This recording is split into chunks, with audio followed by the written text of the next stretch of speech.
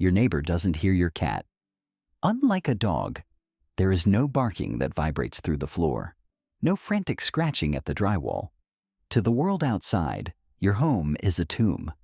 But if you could see through the walls, you'd realize that silence isn't independence. It's a survival mechanism. Most cat owners walk through the door to a pet that is stretching, yawning, acting like they just woke up from a dreamless sleep. From your perspective, nothing happened. But behavioral researchers are finding that for many cats, the moment the door closes, a specific physiological shift occurs that most of us completely misinterpret. You might find the evidence when you get home, the accident on the bed, or the patch of fur on their belly that looks a little thinner than it did last week. We used to call this spite. We assumed the cat was getting back at us. But the science tells a different story.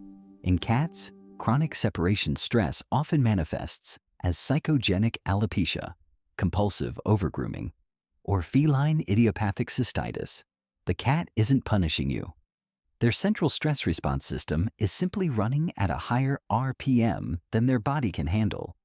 One study found that cats with separation issues often target the owner's bed for urination, not out of anger, but because it is the area with the strongest scent profile of their missing social anchor. They are trying to blend their scent with yours to feel safe. In 2017, researchers at the Swedish University of Agricultural Sciences monitored cats left alone for varying durations. They found that cats don't just relax the moment you leave. During the first phase of separation, activity levels don't just drop. They plummet into a state of passive coping. While a dog might externalize its stress through noise, a cat's stress is internal. They become vigilant. They aren't sleeping. They are monitoring the acoustic signature of the hallway. They are waiting for a sound that justifies their safety. And for roughly 13.5% of cats, according to a study published in PLOS One, this waiting crosses the line into what clinicians call feline separation-related problems, SRP. The most common advice for a lonely cat? Get a second cat. It sounds logical, but the research suggests otherwise. A 2021 study revealed that for many cats, adding a second feline doesn't cure loneliness. It adds territorial tension. Because cats are territorial specialists, a second cat often creates a competition for resources. The research indicates that the presence of another cat has no significant effect on reducing separation-related behaviors. Why?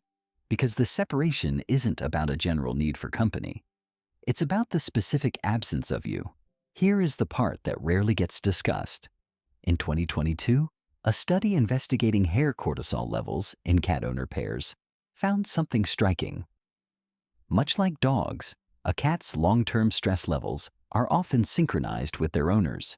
If you leave the house in a frantic rush, heart racing, stressing about your commute, your cat's nervous system downloads that state.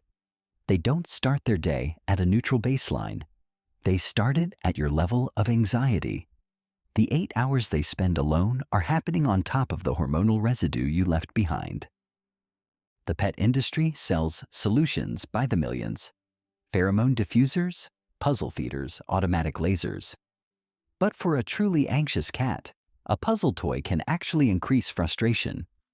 Once the food is gone, the engagement ends, and the realization that they are alone hits even harder.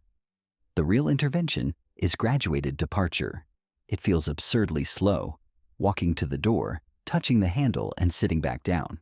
But what you're doing is decoupling the trigger from the trauma. You are updating the cat's internal prediction model. We've spent decades assuming cats are the easy pet because they are quiet. But the cameras show us that silence is often just a mask. A cat that seems fine might be a cat that has reached a state of learned helplessness, where they've simply stopped believing their behavior can bring you back sooner. The goal isn't just a house that stays clean while you're at work. It's a cat whose nervous system doesn't have to brace for the sound of the key in the lock.